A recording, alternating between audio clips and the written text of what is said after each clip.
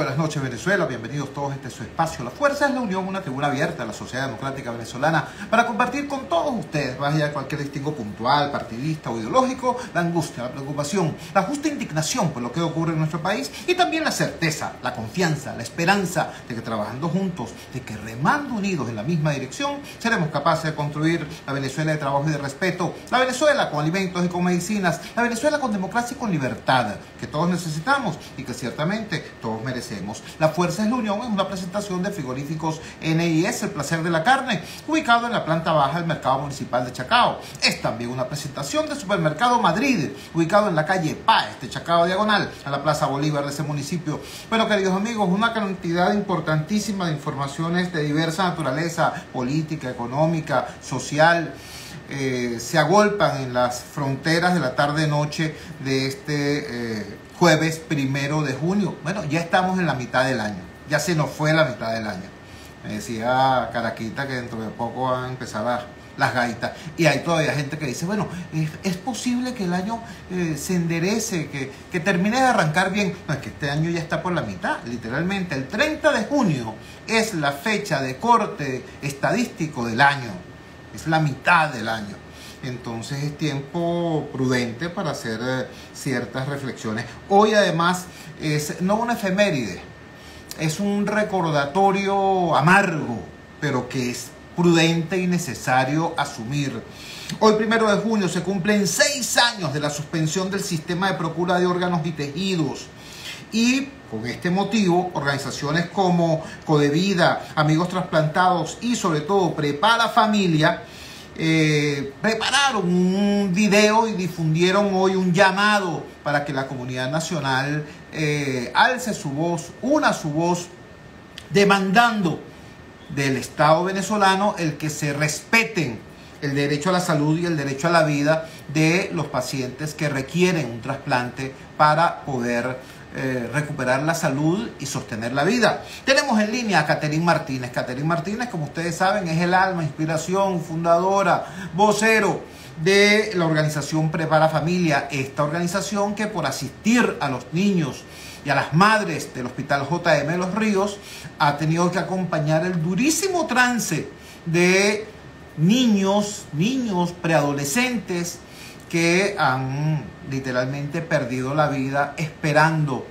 un trasplante que jamás llegó, precisamente por la suspensión de este programa. Catherine, gracias por atender nuestra llamada de Gigante Rumbos. Muy buenas noches. Por favor, ubícanos en cuál es la perspectiva de esta trágica situación a 6 años de la suspensión de este programa. Te escuchamos. Sí, gracias, Chugo, por la oportunidad nuevamente. Y bueno, sí, efectivamente hoy se cumplen 6 años de esta suspensión del sistema de procura de órganos, que es para todos los niños, los adultos, para toda la población que tiene una enfermedad que requiere de la salida de un trasplante, que requiere una respuesta, y esa respuesta le ha sido negada a todas las personas que están en estos momentos en una unidad de diálisis, según las estimaciones de las organizaciones con las cuales estamos presentando hoy esta campaña.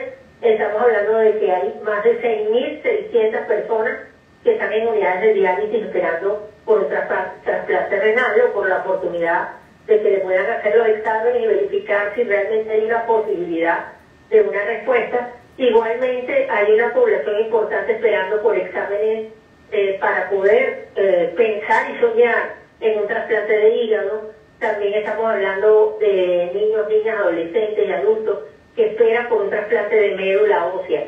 Nada más en el JM de Los Ríos, el Hospital Centro de Referencia Nacional, tenemos 25 niños del servicio de hematología esperando, 14 jóvenes que ya crecieron porque eran niñitos cuando estaban, desde que estaban niñitos están esperando, y crecieron ahora, son unos jóvenes de 18, 19, 20 años y sin respuesta.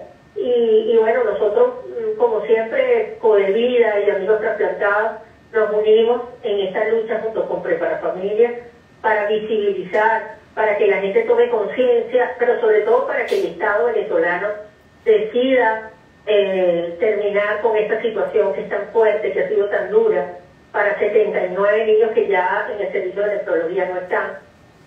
Son, bueno, más de, yo creo que casi 3 salones de clase de lo que hay actualmente, que se han perdido solamente de un servicio, del servicio de nefrología.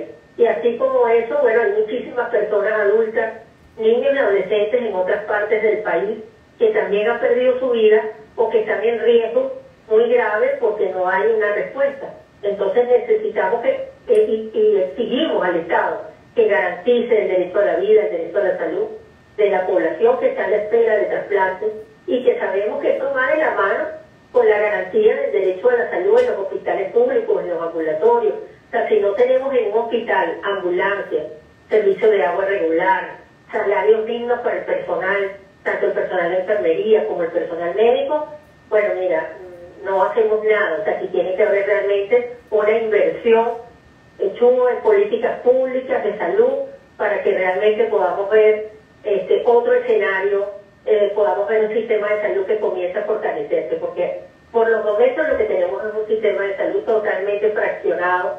Vemos cómo la gente se sigue desgastando, sigue falleciendo, siguen escribiendo en todos los portales, en todas las emisoras de radio, hay gente solicitando que les ayuden a conseguir medicamentos, a conseguir cualquier otro tipo de ayuda, porque las personas que tienen enfermedades crónicas les está pasando esta situación. Entonces, esto tiene demasiados años, no solamente los 6 años de los que estamos contando, sino que esta es una emergencia que no termina. Pareciera que pasan los años y nosotros tenemos que seguir denunciando lo mismo.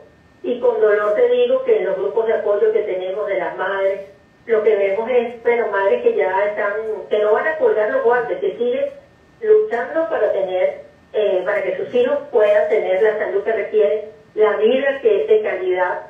Y para eso significa que el Estado tiene que hacer una inversión importante, trascendente en materia de salud.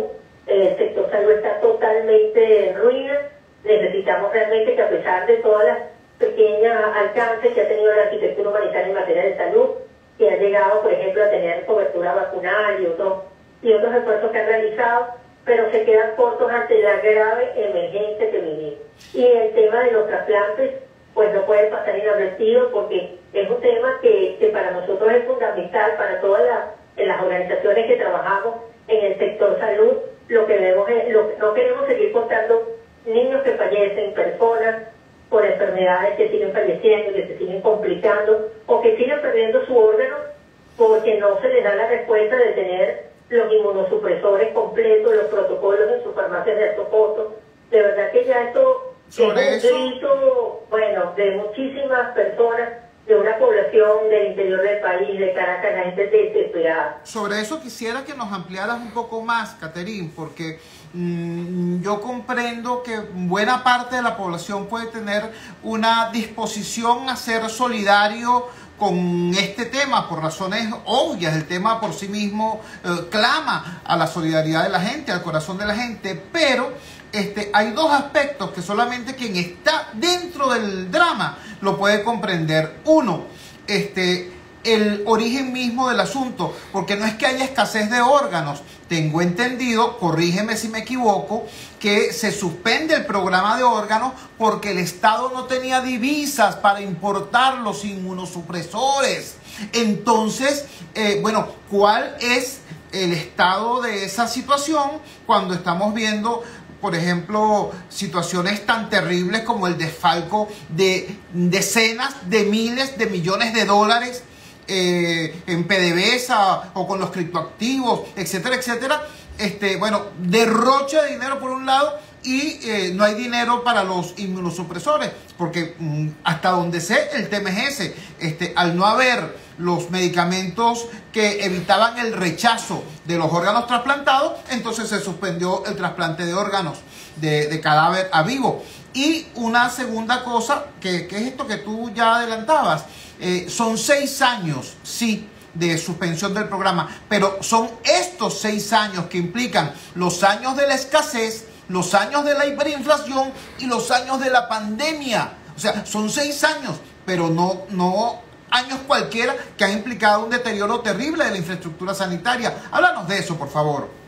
Sí, cómo no. Fíjate que en el caso, lo que tú referías, de cómo se suspende el sistema, se suspende efectivamente por un plazo perentorio, y realmente supuestamente eran por 3 meses. Mira, ya llevamos 6 años. Ay. Y lo que decía la carta, la causa específica que alegaba el Estado, en este caso Fundamene, que es el ente rector que depende del Ministerio de Salud, la causa era que no tenían la posibilidad de garantizar los inmunosupresores. Pero esto va más allá. Estamos hablando de que si tú no puedes realizar una operación de este tipo, si tú no tienes un sistema de salud fortalecido, si tú no tienes ambulancia, si no tienes agua, si no tienes el salario del personal, ¿cómo tú vas a hacer este tipo de operaciones poniendo en riesgo a las personas que hay que realizarlas? Entonces, ahora están desde el año 2022, el Estado ha iniciado con operaciones de vivo a vivo, de trasplante de vivo a vivo, que nunca se habían suspendido. Son operaciones donde tienen que realizarlas a través de un familiar compatible. Y esas son operaciones excepcionales en cualquier parte del mundo, porque realmente el sistema de cadáver vivo es el que más se utiliza, es el que necesitamos que se reactive, porque las operaciones de vivo a vivo son excepcionales y además nosotros estamos levantando la voz porque no queremos que esto se siga realizando sin que se le garantice a las personas que le están realizando estas poquitas, porque además son poquiticas operaciones. En el caso del Hospital JM los Ríos fue una sola el 30 de noviembre del año pasado. Entonces imagínate, ¿no? ¿Cómo tú vas a manejarte de esa manera cuando tenemos un universo de personas que están esperando una respuesta y hacen una sola operación el 30 de noviembre de vivo a vivo? Esas operaciones son excepcionales. Nosotros necesitamos que se reactive el sistema. Por supuesto, eso significa una reactivación también del sistema de salud, porque eso va de la mano. Entonces, no solamente es que faltan los inmunosupresores, que por supuesto son vitales, o que falta algún protocolo, alguno de los medicamentos del protocolo. Estamos yendo más allá, porque aquí tiene que existir pues todos los servicios funcionando en un hospital, servicio eléctrico, todo lo que se requiere para poder prestar un servicio de salud de calidad. Y por eso, bueno, el llamado que hacemos a estas tres organizaciones, un llamado al respeto, a la dignidad, a los derechos humanos de la población que está pasando por este estado de necesidad, además desde hace tanto tiempo. Esto, yo no digo calvario, esto ha sido de verdad muy duro para las familias. Muchas han tenido que perder, vender lo que no tienen, perder muchísimos familiares por esta razón, porque además este tipo de enfermedades, como síndrome nefrótico, a veces no tienes varias personas de tu familia en esta situación, y son personas que están en una unidad de diálisis y que las unidades de diálisis están desgastándose, no poseen los aires acondicionados funcionando, tienen problemas con los reactivos, el personal de salud, como está con estos salarios que no son dignos, pues terminan desplazándose, movilizándose a otro tipo de trabajo, y entonces quedan las personas que están con este tipo de enfermedades, imagínate, con una sola enfermera en un turno, realizando turnos de menos horas, cuando deberían recibir 4 horas de diálisis, reciben 3 horas, 2 horas. Entonces lo que se vive realmente, la población que está viviendo todas estas situaciones, es demasiado duro, demasiado doloroso. Y por eso nosotros seguimos insistiendo que el Estado debe voltear la mirada e invertir el dinero que está entrando al país y darle prioridad al sistema de salud. Esto es demasiado. Necesitamos también y que la arquitectura humanitaria también siga haciendo su trabajo en los hospitales públicos. Realmente hay que utilizar los hospitales públicos pilotos, pero aquí hay que hacer un esfuerzo porque todo esto pueda reactivarse y porque los venezolanos podamos tener la salud de calidad que merecemos y no una salud, imagínate, aquí todo el mundo tiene que buscar su propia respuesta, porque sabemos que la mayoría de la población, como lo dicen muy bien las cifras de Un Venezuela, que es un portal que ha estado publicando cifras de distintas organizaciones que nos hemos unido para de una vez por todas contrarrestar la opacidad que existe en materia de información y sobre todo en materia de salud. Y ustedes pueden encontrar, porque están escuchando más información sobre lo que realmente está pasando en Venezuela. HVV Venezuela, entren y revisen. Y además, solidarícense pues con esta situación tan fuerte. Les pedimos que entren a las redes sociales de Amigos Trasplantados, @Amigos Trasplantados, @Codevida, @Preparafamilia, y para que ustedes puedan entrar y de alguna manera replicar toda esta información para que haya una respuesta oportuna del Estado que no la ha dado en todos estos años. Así es. Catherine, muchísimas gracias por regalarnos estos minutos, por actualizar la información sobre este drama y por recordarle al Estado que cuenta con los recursos y con las palancas del poder necesarias para en efecto intervenir asertivamente y buscar construir las soluciones integrales para este drama. Muchísimas gracias y buenas noches. Gracias a ti, buen saludo. Catherine Martínez, vocera de la organización Prepara Familia, hoy cuando se cumplen 6 años de parálisis del programa de trasplante de órganos. Un programa que fue suspendido supuestamente por 3 meses, lleva 6 años suspendido, lo cual significa en términos reales prácticamente una condena a muerte para centenares de venezolanos. Cuando son las 8:15, vamos a nuestra primera pausa comercial y ya regresamos con muchísimo más de La Fuerza. La fuerza es la unión. Publicidad y volvemos. En La Voz de América somos tu fuente de información internacional. Ingresa desde tu móvil o laptop a vozdeamerica.com e infórmate de lo que ocurre en Estados Unidos y el mundo. En redes sociales informamos cada instante. Búscanos como Voz de América, una fuente confiable de noticias. Voz de América, Washington. Vozdeamerica.com. Negativo. Repite por no. Y continuamos con Buenas noches. La Fuerza. Evelyn Martínez. El programa de Chubasco Rialto. Regresamos a La Fuerza es la Unión. Ayer estuvimos conversando con el gobernador del estado Barinas, quien nos explicaba pues la trágica situación de ese estado, más de 40 barrios inundados, la vialidad destrozada. Después hablamos con Leo León, este super periodista que está allá en la ciudad de Mérida, quien nos daba el detalle de la tragedia que acabó con la vida de 2 adultos y un niño en Mérida, en el sector Guaraque, en el sur de Mérida, también por efecto de las lluvias. Pero nosotros no podemos tampoco descuidar lo que está ocurriendo más cerca, lo que está ocurriendo acá en nuestra ciudad capital. Si bien aquí no ha habido una precipitación realmente torrencial, sí hemos tenido esporádicas precipitaciones, y nosotros sabemos lo que ocurre, los caraqueños sabemos lo que ocurre cuando eso pasa ¿cómo decirlo? En Venezuela solamente el 30% de los barrios están en pendiente, es decir, son cerros, pero ese 30% en el país es el 70% de los barrios caraqueños. Si usted nunca ha estado en un cerro, cuando hay un palo de agua, qué bueno, ojalá que no tenga necesidad de hacerlo. Se lo explico rapidito, no se trata de ninguna cosa demasiado escabrosa. Es que en los cerros arriba, cuando hay calle, es una gracia, ¿tú me entiendes? Y si además hay acera, wow, eso es para tirar cohete, de verdad que sí. Lo que no hay nunca es escorrentía de agua de lluvia. Le estoy diciendo, si hay calle es un milagro, y si hay acera, bueno, doble milagro, pero escorrentía de agua de lluvia nunca hay. Entonces, ¿qué es lo que ocurre cuando hay una precipitación fuerte? Que la calle misma se transforma en un río, ¿entiendes?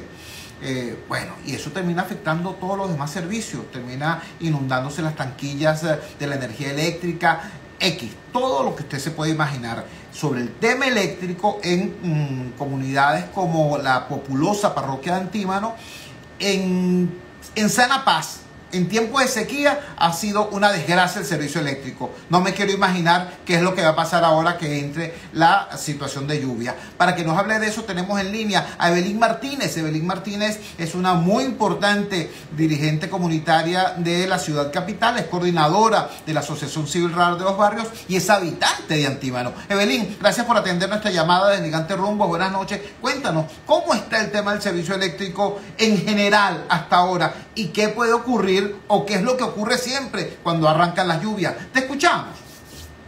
Hola, Chugo, sí, buenas noches, gracias por el contacto y para mí es muy importante y sé que pues para todos los vecinos del municipio Libertador que esto se sepa, ¿no? El tema de las fallas constantes en el servicio eléctrico, esto se viene incrementando. Yo quiero recordar que en el radar de los barrios, también en alianza con Caracas Ciudad Plural, tenemos un servicio de monitoreo a través de la tecnología, a través de una aplicación. Y me llamaba poderosamente la atención cómo pues, los servicios públicos, en primer lugar, siempre estaba el agua en los reportes, ¿no? El agua es principal. Pues resulta que en mayo, tanto en el municipio Libertador como en el municipio Sucre, eso cambió. Ahora, en primer lugar, está la falla del servicio eléctrico, en segundo lugar está el agua, en tercer lugar está el aseo y así sucesivamente. En el municipio de Libertador, la primera parroquia con más reportes ha sido Antímano. Durante todo, te estoy hablando del 1 de mayo hasta el día de ayer, ¿no? Eso ha sido ni siquiera cortes prolongados, sino intermitencias. Entonces, bueno, viene todo el tema y la preocupación y la molestia de los vecinos por la falla en los aparatos, se dañan, porque son hasta 12, 20 intermitencias en una hora, ¿sabes? Suenan los transformadores, al parecer no hay ningún tipo de mantenimiento. Hay un sector en la quebrada del Mamón, ¿te acuerdas? En la entrada de la calle Rosario. Claro. Sí, que es una quebrada que como que se abrían dos, una vez estuvimos allí. Bueno, a lo largo de esta quebrada hay un transformador que se lo llevaron hace un mes para ser reparado y ese transformador no ha sido devuelto a esa comunidad. Resulta que entonces comienzan las improvisaciones de los candidatos, pues repito, improvisados, un vecino pasa una extensión, bueno, y todo esto por supuesto se le suma el peligro por las lluvias, pues, y además que esto se ha incrementado también por las precipitaciones. Y meter en este caso, Chugo, también el tema de las quebradas, que es un tema, tú lo conoces muy bien, bien delicado aquí en la parroquia Antímano. Estamos conversando con Evelyn Martínez. Evelyn Martínez es coordinadora de la Asociación Civil Radar de los Barrios y es habitante de la parroquia Antímano. Nos está diciendo, nos está explicando lo que suele ocurrir con el tema del servicio eléctrico extremadamente deficiente en tiempos de sequía. Imaginemos lo que puede ocurrir una vez entradas las lluvias. Evelyn, háblanos de ese tema de cuando se daña el transformador y no aparece el Estado, no aparece Corpoelec. Cuando aparece Corpoelec, aparece para decirle a la comunidad que tiene que sacar de su bolsillo una importante cantidad de dinero, prácticamente para que sea la misma comunidad la que compre el transformador. Y bueno, y cuando eso no ocurre, entonces pasa una gran cantidad de tiempo sin transformador y con ese tipo de conexiones irregulares que nos estás diciendo. ¿Qué significa eso en términos de incremento del riesgo? Porque es que nos hemos acostumbrado a vivir con el riesgo generado por el Estado. Nos hemos acostumbrado a que las bombonas de PDVSA acá estallen y que maten gente y que eso sea noticia de tercera o cuarta página. Háblanos de eso, por favor, porque eso es lo que ocurre en el día a día de nuestras comunidades populares. Efectivamente, Chugo, es así. Este transformador del que te estoy hablando es un caso entre tantos, ¿no? Porque bueno, hay otros casos también en Caracita Arriba, que me lo manifestaban hoy justamente unos vecinos de arriba de las Clavellinas. Cuando llaman al ente y de casualidad atiende, porque muy pocas veces se reciben los reclamos, pero no son atendidos. Te dan un número de reporte y tú vuelves a llamar y vuelves a llamar y bueno, se quedó así. En las oportunidades en que son atendidas, estas comunidades sencillamente proceden a llevarse el transformador. No tienen respuesta. Fíjate que este sector del Mamón tiene un mes ya que se llevaron el transformador. Entonces, bueno, se incrementa el riesgo por estas conexiones improvisadas, bueno, caseras. Y cuando ellos te ofrecen una solución, te dicen, bueno, mira, nosotros tenemos el personal técnico, pero no tenemos recursos, no tenemos maquinaria, no tenemos... muchas veces piden hasta la pintura que le tienen que poner al transformador para medio acomodarlo, la forma estética, ¿no? Entonces, bueno, estas son las situaciones que se presentan y por supuesto los vecinos que tienen que, bueno, hacer magia con lo que medio ganan, entonces buscar alternativas de cómo hacer. Si no tienen el dinero para poder arreglar esto a través del ente, pues lo arreglan de manera improvisada, lo que genera un riesgo mayor.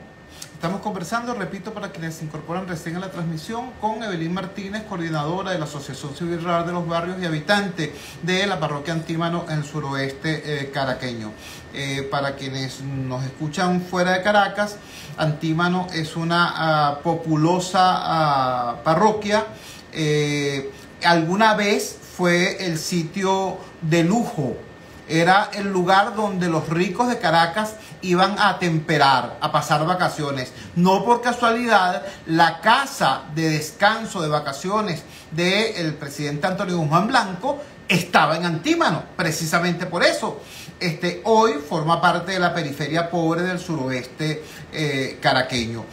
Finalmente, Evelyn, te quería preguntar, ¿qué tipo de iniciativas desarrolla la ciudadanía para llamar la atención sobre situaciones como esta? Porque, con pesar, debo decirlo, me he enterado, he recibido denuncias de que supuestas iniciativas del gobierno para facilitar el flujo de información termina convirtiéndose en una alcabala más, ¿no? Hay ahora el llamado 1x10 del buen gobierno, hay una cosa que llaman la aplicación Ven App. Entonces, cuando la gente denuncia el problema, le dicen, pero es que no has hecho tal cosa, no has ido al 1x10, no has hecho la denuncia a través de la aplicación. Entonces la gente tiene que, en vez de buscar una solución, tienen que regresarse a buscar recursos que a veces no tienen, recursos informáticos, para poder proceder a hacer su planteamiento. ¿Qué nos dices de eso? ¿En efecto funciona como alcabala de la denuncia o facilita la información? Absolutamente, Chubo. En un principio muchos vecinos decían que hubo solución a algunos asuntos que se reportaban por allí, pero luego, bueno, eso se convirtió en una especie de multired social que prácticamente es un nivel burocrático más para todos los que buscan solución. Las alternativas, en primer lugar, bueno, han sido los chats vecinales.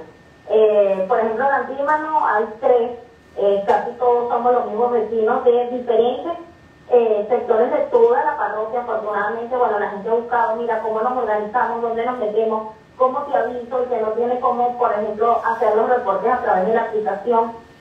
Por allí nos organizamos y quienes podemos subimos la información, y por supuesto tú nos has ayudado mucho a través de las redes sociales también, porque bueno, te mencionamos aquí, hacemos lo propio por el Twitter. Ha sido la forma de cómo organizarnos a través de estos chats vecinales. Bueno, poner, mira, se fue la luz en tal sector, mira, por aquí también hacemos un listado y ese listado lo publicamos. Ha sido la forma, ¿no? Manifestándonos a través de las redes sociales, es decir, por nuestros propios medios, no por los medios que aparentemente ha facilitado el Estado, que para nada es fácil, pues. Así es. Yo te agradezco muchísimo, Evelyn, que nos hayas dado este baño de realidad, ¿no? Porque es que a veces uno lo que escucha, uno lo que puede ver es el intercambio de etiquetas, ¿no? Las direcciones de la oposición hablando de una realidad que ellos no conocen, recitándole al pueblo una crisis que el pueblo vive y que ellos conocen es de oídas. Y de parte del gobierno, propaganda, pura propaganda. Y resulta que abajo, en la base real, uno conoce a opositores del barrio y a chavistas del barrio, todos extremadamente furiosos con esta situación de abandono y de desolación. Muchísimas gracias, Evelyn. Buenas noches. Buenas noches y gracias a ti, Chu. Un gran abrazo.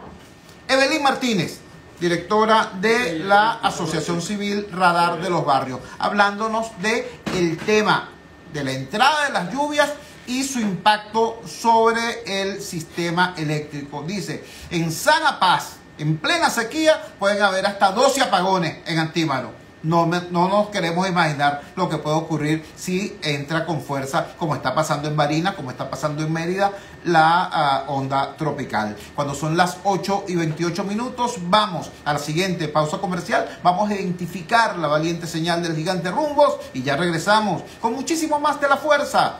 La fuerza es la unión. Ya regresamos con La Fuerza es la unión. Radio Rumbos cada día crece más y se fortalece. Es la voz de nuestro mejor amigo, el pueblo. Bueno, vale, así. Con nuestra señal 670 llegamos. No estoy echándole grama a nadie. Estoy diciendo las cosas que yo veo todos los días en mi trabajo cotidiano con la comunidad. Tenemos alcance global. Yo veo a mis amigos de la oposición hablando y hablando y hablando de las primarias como que si el país no existiera. Y veo a los señores del gobierno, pero nada. Ahora se encargan de hablar de las pugnas. Están compitiendo los dirigentes políticos con los influencers, ¿no? Pero cuando hablan de la gente, cuando hablan del pueblo, dicen el pueblo está en las catacumbas. Y los tipos como que no se han enterado que ellos tienen 24 años gobernando, tienen un cuarto de siglo gobernando y el pueblo sigue en las catacumbas. Por el amor de Dios. Convierte tus fines de semana en unas largas vacaciones. Posada Mansión Georgette. Villas equipadas con cocina, nevera, aire acondicionado. Disfruta de nuestra hermosa piscina abierta las 24 horas. Posada Mansión Georgette, en el Istmo Caribe de Boca de Chile, a solo 2 horas y media de Caracas. Te esperamos los 365 días del año. Reservaciones por los teléfonos 0414-303-2476 y 0414-131-3998. Síguenos, @tu-posada Mansión Georgette. Atención, mucha atención. En Óptica Martínez y Bolívar, en la Roosevelt, frente al Elevado y en el Centro Comercial Propar de Ariel 2, frente a Factory, se volvieron locos, porque ahora tenemos el 20% de descuento en todo. Llámate ya, 633-0819 y aprovecha esa locura que tiene para ti Óptica Martínez y Bolívar. Aprovecha que es por tiempo limitado y ahora tenemos consulta de oftalmología con previa cita y a precios solidarios. ¡Corre la voz! Caracas, visita la farmacia más grande de Latinoamérica, de lunes a domingo, de 8 de la mañana a 8 de la noche, en la avenida principal de La Yaguara, o también en la prolongación de la avenida Rómulo Gallegos, La Urbina, junto a Macro. Podrás encontrar medicinas, productos de cuidado personal, equipos e insumos médicos, área de belleza y deporte a precios jamás vistos. Vive saludable. Tiene ya bastantes años de prestigio en Venezuela. Radio Luz, en el primer lugar de nuestro hogar. Son las 8:31. Publicidad. Y volvemos. Ingresa desde tu móvil o laptop a vozdeamerica.com e infórmate de lo que ocurre en Estados Unidos y el mundo. La secretaria del Tesoro de Estados Unidos, Janet Yellen, buenas noches, señor Alexis Cordero. ¿Cmo está usted aquí en Radio Rumbo? Cada instante. Desde la Casa Blanca, reporta por... Muy bien, lo pongo en línea, ¿yo? Búscanos como Voz de América, una fuente confiable de noticias. El comunicador popular, Chuo Torrealba, en La Fuerza es la Unión. Regresamos a La Fuerza es la Unión. Ayer conversábamos con el gobernador de Barinas, Sergio Garrido, y con Leonardo León, el periodista, el superperiodista merideño, y ambos nos hablan acerca del impacto de la lluvia sobre la vialidad, impacto que puede ser tan fuerte como lo que ocurrió en Mérida, donde precisamente por el derrumbe sobre una vía se ocasionaron 3 muertes terribles, entre ellas las de un niño. Bueno, pero estamos hablando de un estado, de una ciudad donde hay diversas vías, puentes, túneles, etcétera. Imagínense ustedes una comunidad que tiene una sola vía de acceso, una sola, para entrar y para salir. Bueno, es el caso de Pablo VI. Quienes no conozcan Caracas o la conozcan poco, les echo el siguiente cuento. Petare, el Gran Petare, es algo así como una montaña gigantesca que tiene una zona central, ¿no? Pero tiene la parte izquierda, por así decirlo, que es la parte que va hacia Guarenas, ¿no? Es bordear Petare hasta agarrar la autopista que va hacia Guarenas. Y está la parte de la derecha, la parte que va por el Llanito, la parte que va por el margen del río Guaire, precisamente el sector La Línea. Bueno, más adelante de eso queda Pablo VI. Eso es Petare Sur. Lo otro era Petare Norte, la parte que da hacia el Ávila. Esto es Petare Sur. Bueno, Petare Sur tiene una sola entrada, que incluso en tiempos de sequía colapsa. Cuando llueve, bueno, te diré lo siguiente, los habitantes de La Línea son los únicos pobres que yo conozco que tienen casas de veraneo. Porque ellos tienen que, cuando Cuando hay sequía, ellos viven a ras de la calle. Y cuando hay lluvia, entonces habitan la parte, las casitas, los ranchos que están en la parte de arriba del cerro. Más adelante del sector La Línea está Paulo VI, que repito, tiene una sola entrada y una sola salida. Desde allí, desde Paulo VI, nos habla Alexis Cordero, dirigente vecinal, para que nos cuente cuál es la expectativa de la comunidad ahora con la entrada de las lluvias y el tema de la vialidad. Alexis, muchísimas gracias por atender nuestra llamada desde Gigante Rumbo. Te escuchamos. Buenas noches, Jesús. Gracias a ti y a tu maravillosa audiencia, hermano querido. Sí, gracias por darle voz a estas comunidades que, bueno, todos los años, cada vez que vemos con mucha alerta, ¿no? Esos diagnósticos que hace INAMED sobre las precipitaciones que se acercan, sobre las más de 50 tormentas que se asoman esta temporada. Bueno, no nos queda más que elevar nuestro clamor, nuestras plegarias, puesto que han sido infructuosos la cantidad de llamados de atención que hemos hecho las autoridades con relación al mantenimiento preventivo que se le debe hacer tanto a las vialidades como, por supuesto, al dragado, a la limpieza y mantenimiento del cauce del río Guaire. En otros años, en otros tiempos, el Ministerio del Ambiente en esa época se encargaba de hacer esos mantenimientos preventivos para evitar los desbordamientos de cauce, para asegurarse de preservar los cauces y aparte de eso también el mantenimiento a las vialidades, a lo que son los desagües, las cañerías, todo ese tipo de cosas.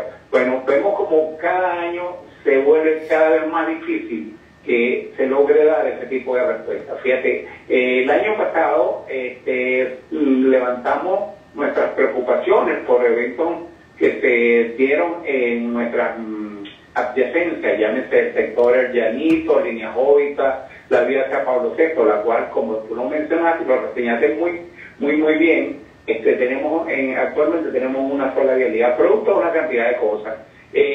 Una de ellas es que aquí hace muchísimos años se llevó a cabo un proyecto que supuestamente se iban a sanear las aguas aquí en Caracas, que era el famoso discurso que, bueno, todavía estamos esperando. Hay muchos venezolanos que se han bañado, pero no ha sido por cuenta propia, han sido por anegaciones, porque se le han inundado las casas cada vez que lleguen este tipo de temporada, sencillamente se encienden alarmas dentro de las comunidades que tienen adyacencias muy cercanas al río Guaire, porque que al no hacer el dragado, eventualmente, obviamente que donde se iban a colocar, donde se iban a hacer esos primeros trabajos de saneamiento del río Guaire, que era sencillamente hacer como un búnker de recoger las aguas servidas, bueno, solamente comenzaron un trayecto como de unos 20 metros, que eso le costó al Estado X cantidad de millones de dólares, y lo cual se le suma a una larga lista, ¿no?, de obras inconclusas que tiene el gran municipio de Sucre, que tiene nuestra gran Caracas y por supuesto nuestra hermosa Venezuela. Entonces, para nosotros, cada vez que nos encienden las alarmas con la temporada de lluvia, para muchos decimos que caramba, es una bendición que llueva, por lo bueno que es para las cosechas, porque el agua es vital y todo lo demás, pero cuando no se hacen los mantenimientos correctivos, como por ejemplo en el año pasado, le hicimos una invitación al gobernador Elper Rodríguez y a toda su comitiva, también le hicimos llegar al ciudadano alcalde del municipio de Sucre nuestras preocupaciones, y sencillamente trajeron una maquinita con 2 camiones, trajeron la prensa y dieron un gran discurso donde en 2 días habían recorrido X cantidades de toneladas de basura de ahí del río Guaire, cosas que a mí, hermano, de verdad que yo no entiendo esa matemática, de verdad.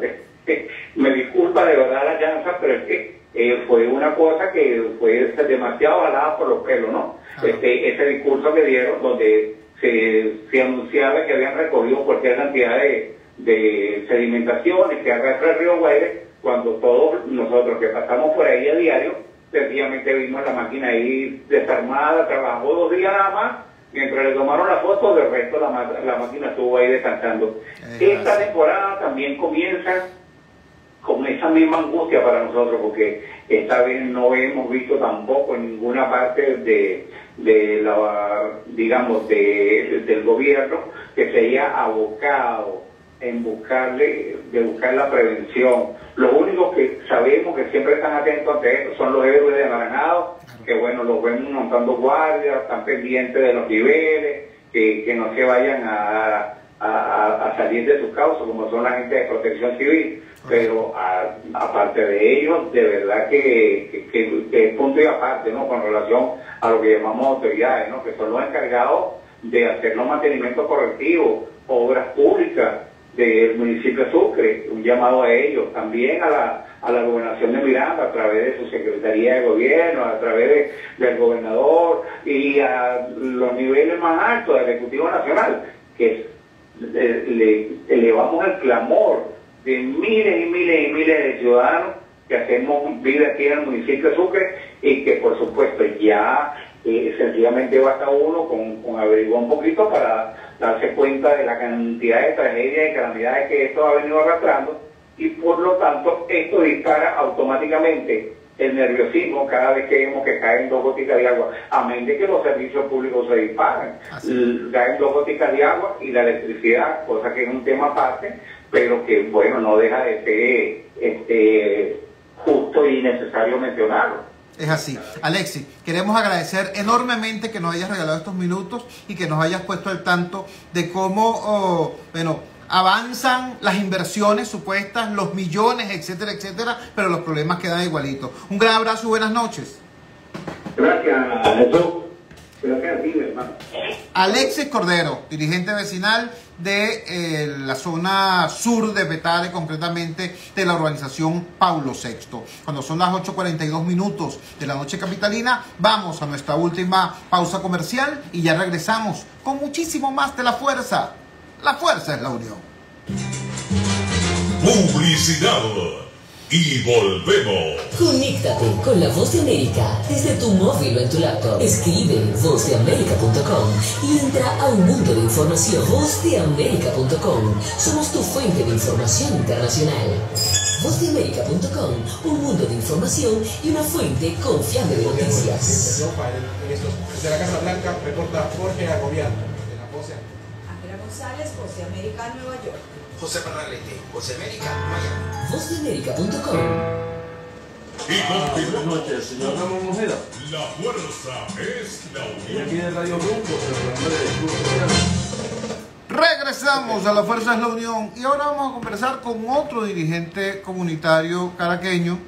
Mira, para mí este señor, si yo tuviera un sombrero me lo quitara en señal de respeto. Ser dirigente comunitario en cualquier parte de Caracas, en cualquier parte del país, es muy complicado. Pero ser dirigente comunitario en Fila de Mariche, caballero, mire, hay que tener una vocación de servicio extremadamente grande. Fila de Mariches, para quienes sean o no sean de Caracas, pero no conocen la zona, vamos a decírselo rapidito. Si usted atraviesa la autopista Francisco Fajardo en sentido Caricuao-Petare, la atraviesa toda, sale como que si fuera hacia Guarenas, pero en vez de agarrar la autopista hacia Guarenas, toma la derecha y sube como que si fuera hacia la Universidad Santa María o hacia la urbanización Francisco de Miranda, y sigue derecho, toma la derecha y sigue empezando a subir. Bueno, se va a encontrar precisamente después que pasas la Dolorita, te vas a encontrar con toda esa vía, todos esos kilómetros que hacen esa comunidad que es Fila de Mariche. Hay una gran cantidad de barrios, Caballo Mocho, La Vuelta del Águila, una gran cantidad de barrios y de comunidades en una situación de extrema precariedad. Generalmente están olvidados por los gobiernos, por todos los gobiernos. A veces los gobiernos se acuerdan de ellos, pero chicos, pasé demagogia. En estos días ocurrió una cosa singular. El gobierno del estado de Miranda hizo una consulta a los ciudadanos para ver en qué sentido querían los ciudadanos que se invirtieran los recursos y se hicieran las obras. Resulta que a la comunidad de Fila de Mariche le entregaron la boleta para hacer la consulta, pero ya marcada. Una cosa bien extraña. Dejemos que sea Ramón Ojeda dirigente de Fila de Mariche, que nos explique qué fue lo que pasó con la fulana consulta a la comunidad. Te escuchamos, Ramón. Gracias por atender nuestra llamada. Buenas noches. Buenas noches, Chugo. Muchas gracias a ti y a todo tu equipo, a todos los radioescuchas. Bueno, hiciste un análisis muy perfecto, muy detallado de la situación de Fila de Mariche. Estamos abandonados totalmente, en todos los sentidos, si me pongo a enumerar con los dedos de las manos, no me alcanza la cantidad de problemática que tenemos aquí en Fila de Mariche. Bueno, sí, con el tema de la famosa consulta que realizó el ciudadano gobernador hace aproximadamente 3 semanas, aquí todos nos quedamos totalmente asombrados porque el día anterior de la consulta, eso fue un día domingo, el día sábado, pasaron por todas las casas en los diferentes sectores entregando una papeletica señalando por qué iba a votar el ciudadano que iba a concurrir el día siguiente a dicha consulta. Habían cuatro señalamientos, pero mandaban a votar por el tema del alumbrado público. Esto causó extrañeza y rápidamente prendimos las alarmas todos los ciudadanos aquí, porque el año pasado hubo una consulta y fue totalmente de acuerdo, o sea, fue abrumadora la votación por la necesidad de un centro asistencial, un centro de emergencia o un hospital para la comunidad de Fila de Mariche. Aquí estamos a largas horas a la hora de una emergencia, a la hora de una embarazada que vaya a dar a luz, a la hora de una persona con un paro cardíaco, con un ACV. Infinidades de gente ha muerto en el camino por la irresponsabilidad de este gobierno, el gobierno regional, municipal y el gobierno nacional. Están en deuda. Esta llamada revolución está en deuda con las comunidades de Mariche, porque le tumbaron el único centro asistencial que teníamos en Chaguarama, años funcionando ese centro asistencial, y hace ya 10 años nos lo tumbaron y no nos han dado respuesta. Es decir, déjame ver si entiendo, la comunidad pide un centro asistencial no solamente porque obviamente haga falta, sino porque tenían un centro asistencial, se los tumbaron diciendo que les iban a hacer otro, no se lo han hecho y ahorita les dicen que no, que en vez de votar pidiendo su centro asistencial, voten por la cosa donde a lo mejor es que ya tienen los postes listos, a lo mejor es que ya compraron los bombillos, qué sé yo, pero qué cosa tan extraña. Háblanos de cómo la comunidad de Fila de Mariches se ha organizado para tratar de abordar este tema, el tema de la vialidad, el tema del agua, que sé que allá es prácticamente una gran tragedia. ¿Te escuchamos? Bueno, aquí las comunidades están organizadas gracias a los medios de comunicación, especialmente tu persona, Chuy, y esta emisora que nos ha dado en varias oportunidades la oportunidad de, valga la redundancia, de expresarnos con estas problemáticas. Medios de comunicación, hace 2 años recogimos una serie de firmas para el mismo tema de la salud, pero tocando el tema del agua, ahorita que están iniciando las lluvias, uno no sabe, el ciudadano común no sabe si alegrarse o entristecerse cada vez que vienen las lluvias, porque, pides el agua porque muchos agarran agua de la lluvia y eso, porque hay demasiados sectores, casi el 60% de las comunidades de Mariche no les llega el agua con regularidad. Llegan a ciertos sectores, partes bajas, pero lo que es partes altas y las partes lejanas, Alto de Tomás, Huinche, Zumba, Las Flores, Santa Isabel, los sectores de la Lagunita y que se extienden casi hasta llegar a los sectores de Paz Castillo, no reciben el agua con la debida regularidad. 3, 4, 5 meses, hay sectores hasta 11 años. El año pasado fui para un sector del Huinche y me comentaron que tenían 11 años que no le llegaba el vital líquido. En Zumba hubo una sorpresa meses atrás, que según el gobernador inauguró un pozo en compañía con el alcalde. Y resulta que ese día de la inauguración tuvieron que meterle una cisterna de agua para entonces hacer el simulacro de que el pozo estaba activado. De ahí para acá, ese pozo en Zumba no ha dado una gota de agua. O sea, entre el engaño, la corrupción, igual que lo que está pasando con los recursos de ese supuesto hospital que dieron unos recursos el año pasado después de la consulta aquella, que no se sabe qué se hizo esos recursos. Decía que lo iban a hacer en el ENLAN, ahí donde funcionaba el Monseñor Arias, y ahí no ha habido ningún tipo de respuesta. ¿Qué se hizo con los recursos cuando nos tumbaron el Medicentro de Chaguarama? Ahí llegó el viceministro de la época diciendo que la mitad de los recursos estaban aprobados para hacer un CDI de 3 pisos. O sea, entre la corrupción, la ineficiencia, esto pasa a ser de un Estado forajido a un Estado fallido. Aquí no hay respuesta, esto es una anarquía total. Y bueno, aprovecho la circunstancia nuevamente. Llamo al fiscal general de la República, ahorita que está en esa onda de averiguar los posibles casos de corrupción, que le pongan ojo avisor qué está pasando con el tema de la salud aquí en México. Estamos conversando con Ramón Ojeda. Ramón Ojeda es dirigente comunitario en la zona de Fila de Mariches. Insisto, porque es que yo creo que la ubicación espacial es importante. Hay gente que puede... Si usted no logra ubicar mentalmente esto en un mapa, esto pareciera ruido, ¿no? Alguien que se está quejando de algo que no se sabe dónde queda. No, mira, la carretera vieja Petare-Santa Lucía, ¿no? Es el eje donde a izquierda y a derecha han crecido una gran cantidad de comunidades en situación de extrema precariedad. Al igual que lo que ocurre en Petare Sur, hay una sola entrada y una sola salida, que es esa carretera vieja Petare-Santa Lucía.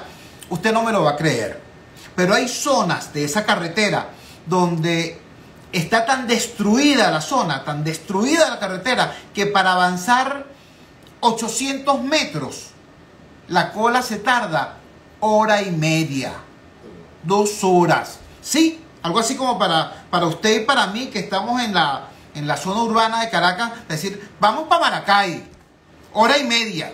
Pero ellos se tardan 1 hora y media en avanzar unos 700 metros. Pero dejemos que sea Ramón el que nos explique eso. ¿Cómo es el tema de la fluidez en el tráfico en esa única vía que tienen ustedes? Bueno, sí, dramático, Chugo. La semana pasada me comentó un transportista, hablando del punto de vista del tránsito, de la vialidad, que estuvo en un sector alrededor de 3 horas, desde la Santa María hasta pasar el sector Turumo. Esos son aproximadamente 8 kilómetros. Esto unos ciudadanos funcionarios de la Guardia Nacional se le ocurrieron ese día montar una alcabala. Normalmente está instalada ahí, pero los funcionarios, bueno, montaron pidiéndole papel a todo el mundo. O sea, eso originó un reclamo, un repudio total de la comunidad. Y se originó una serie de respuestas. Ahora, tenemos la gran problemática que sigue existiendo, el desorden, la anarquía que hay en el sector Vista Hermosa. Ahí dejaron crecer, nadie le puso un control previo a los señores que se entiende, que tienen que trabajar, que tienen que vender, los de la cochinera, los de la ferretería, infinidad de negocios que han puesto ahí al lado a los lados de la carretera. Incluso estamos autolavados. Recuerda que hicimos unas denuncias, que usted mismo nos ayudó a hacer la denuncia del problema del asfaltado. Ahora pasamos en estos días un autolavado y regando el agua a la calle. O sea, una anarquía total, no hay control, no hay...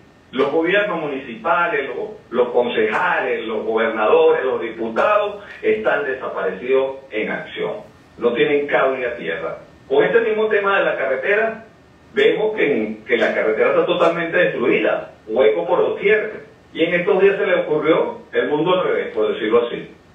El ciudadano gobernador mandó a hacer una demarcación en toda la vía principal, como si con la pintura iba a tapar todos los huecos. Una cosa ilógica, que todo el mundo se quedó sorprendido. Bueno, ¿qué está pasando aquí?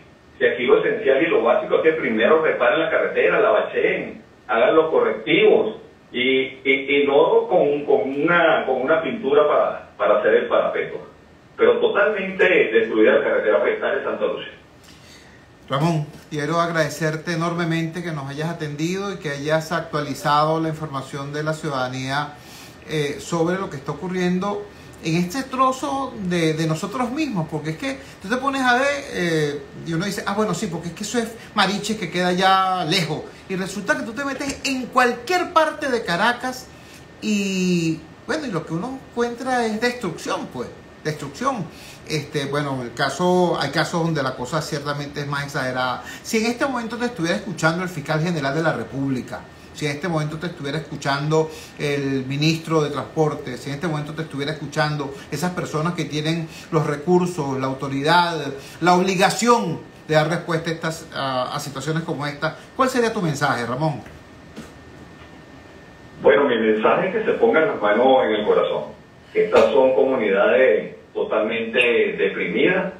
Éramos sectores o casi rurales anteriormente, pero en lo que fue creciendo esto anárquicamente, vinieron los problemas, los botes de agua, la carretera destruyéndose, muchas situaciones irregulares. Yo le digo, póngase la mano en el corazón. Desde el fiscal general de la República, por favor, le pedimos encarecidamente que mande a averiguar qué pasó con los recursos, los 2 recursos entregados para el hospital de Mariche, supuestamente. Y desde el concejal hasta el diputado, hasta el presidente de la República, que mande y revise, mande un personal técnico a ver qué es lo que está pasando en estos sectores. Ya basta, por favor, pónganse las manos en el corazón. Gracias, Ramón. Era Ramón Ojeda, dirigente comunitario de una de las parroquias más foráneas de la Gran Caracas, que es Fila de Mariches, dándonos una radiografía de la sumatoria de calamidades que conforman el panorama habitual de esos ciudadanos. ¿Por qué hicimos hoy este programa así? Bueno, porque es que uno no puede ser luz para la calle y oscuridad para la casa, pues. O sea, yo no puedo estar pendiente acá pasamos más o menos 2 semanas pendientes de la guerra, que es una situación de guerra lo que se está viviendo en Amazonas y en el sur de Bolívar entre las fuerzas militares, los indígenas y los grupos guerrilleros y las bandas amponiles que han estado hasta ahora bajo el control o con el control de la minería ilegal. Bueno, en eso pasamos sí, más o menos 2 semanas. Aquí tuvimos a José Majías de Fundarredes Amazonas, aquí tuvimos a Liborio Guarulla, exgobernador y líder indígena de Amazonas. Después nos fuimos para lo que estaba ocurriendo en Táchira y en Mérida, con mucho dolor en el alma. Antes habíamos visto el drama terrible del sur de Maracay, pero chicos, recordemos lo siguiente: la primera víctima del centralismo es Caracas. Caracas no es beneficiaria del centralismo, no, es la primera víctima. ¿Saben por qué? Ah, bueno, porque es que, véanlo desde el punto de vista de lo que es el ecosistema politiquero. Aquí cualquier pelafustán, ¿no?, llega a Caracas y en vez de diseñar un proyecto de trabajo para Caracas como ciudad y como región, en vez de organizar una propuesta programática para la región capital, no, como ellos dicen, aquí están los poderes nacionales y aquí están los medios que se dicen nacionales, entonces ellos dicen, yo soy un dirigente nacional. Y empiezan a hablar como dirigente nacional. Entonces tú le preguntas la hora y engolan la voz, tú dices, son las 3:30. Sí, o sea, esa noción ridícula, ¿no? Pero no se ponen a dar respuestas efectivas y concretas a los problemas efectivos y concretos que se enfrenta esta comunidad, que tiene esta comunidad, que tiene esta región, que necesita y merece un liderazgo que sea capaz de dar respuestas concretas y específicas. Bueno, por eso hablamos con la gente de Antímano, hablamos con la gente de Petare Sur, hablamos con la gente de Fila de Mariche, como hablamos, por cierto, todos los días fuera de micrófono. Recuerden ustedes que después que tuve que asumir ciertas responsabilidades de naturaleza política, mi trabajo en los barrios cambió. Ya no podía hacer con el micrófono en la mano, ya no podía hacer con la cámara al frente, pero sigue siendo un trabajo de construcción de ciudadanía, sigue siendo un trabajo de educación ciudadana. Y bueno, y escucharon ustedes parte de lo que dijo Alexis, de lo que dijo Evelyn, de lo que dijo Ramón. Ese es el trabajo nuestro de todos los días, ver cómo la gente trabaja y lucha por, antes decíamos para vivir mejor, ahora tenemos que decir para apenas sobrevivir.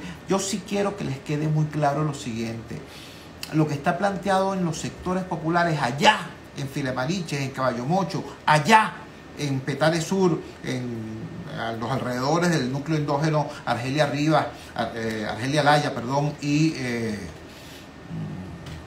Paulo VI, o el barrio La Línea, o allá en Antímano. Allá no hay una pelea entre chavistas y opositores. No, señor. Es más, yo me atrevería a decir lo siguiente: los que están más molestos, los que están más irritados, para no decir la palabra que empieza con A, los que están más molestos son precisamente los chavistas. Porque el opositor y el independiente dice, bueno, este es un gobierno pésimo y además con ínfulas autoritarias. Pero el chavista se siente traicionado, además de que enfrenta los mismos problemas que todos los demás ciudadanos, que no tienen agua, que la luz se les va, que hay el balandraje, que los están robando, que además de todo eso, que es lo mismo que sufren todos, ellos se sienten adicionalmente traicionados. Entonces, quiero en eso ser muy claro. Lo que está pasando en los sectores populares no es ninguna confrontación entre chavistas y no chavistas. No, es una inmensa indignación, en primer lugar, contra un gobierno que los traicionó y que los afecta con su pésima gestión a todos.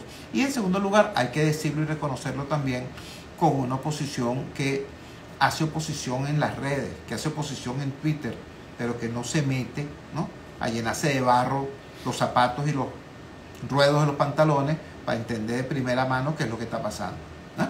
Y entonces, bueno, no se puede extrañar de que cuando llegan con una cámara y un asunto tal, y unos pitos y unas maracas, la gente o los ignore o los rechace. Eso también hay que decirlo, porque eso también está pasando. Cuando son ya las 9 en punto de la noche capitalina, nos despedimos. Trabajamos para ustedes. En la presidencia del Gigante Rumbos, la doctora Elsa Siciliano. Al frente de los controles estuvo, como de costumbre, el mago Ángel Villalobos. Habló para ustedes su amigo, comunicador popular, activista social, ciudadano en lucha por la democracia y por la libertad, Jesús Chuo Torrealba. Ahora más que nunca, fuerza Venezuela, porque la fuerza es la unión. La fuerza de la unión fue una presentación de Frigoríficos NIS, el placer de la carne, ubicado en la planta baja del mercado municipal de Chacao. Es también una presentación de Supermercado Madrid, ubicado en la calle Paz de Chacao, diagonal a la Plaza Bolívar de ese municipio. Cuídense muchísimo. Nos encontramos mañana viernes a las 8 de la noche en la valiente señal del Gigante Rumbos, si Dios quiere. Chuo Torrealba en la fuerza. Bueno, ¿qué quieres que te diga?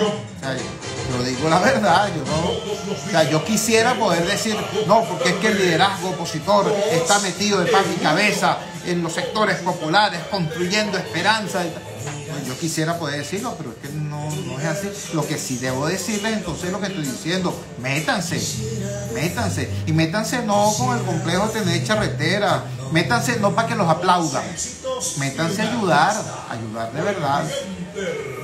Un gran abrazo, cuídense muchísimo. Nos encontramos mañana a las 8 de la noche.